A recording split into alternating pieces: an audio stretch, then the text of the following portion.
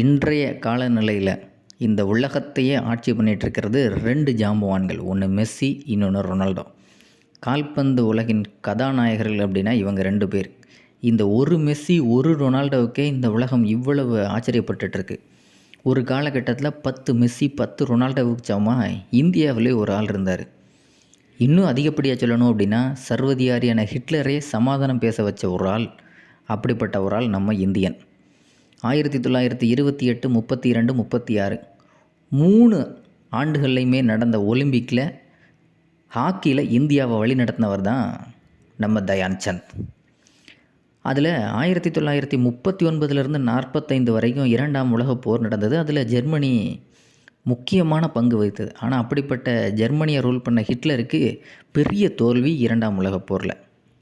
ஆனால் அந்த தோல்விக்கு முன்னாடியே ஒரு முன்னோட்டத்தை காமிச்சவர் நம்ம தயான் சந்த். ஜெர்மனிக்கு போருக்கு முன்னாடியே தோல்வியை காமிச்சிட்டார். என்ன நடந்தது அப்படின்னா 1936ஆம் ஆண்டு நடந்த ஒலிம்பிக் ஹாக்கியில் ஜெர்மனி ஆட்சி செஞ்ச ஹிட்லர் நாட்டுக்கும் இந்தியாவுக்கும் நடந்த ஒலிம்பிக். அந்த ஹாக்கி மேட்ச்சில் 8 கோல் அடித்தது இந்தியா. 8 கோல்லையுமே 6 கோல் அடித்தது தயான் சந்த். எதிர்த்து விளையாண்ட ஜெர்மனி ஹிட்லரோட தேசத்துக்கு ஒரே ஒரு கோல் தான் கிடச்சிது. அந்த அளவுக்கு பயங்கரமான ஒரு வீரன் மேஜர் தயான் சந்த்.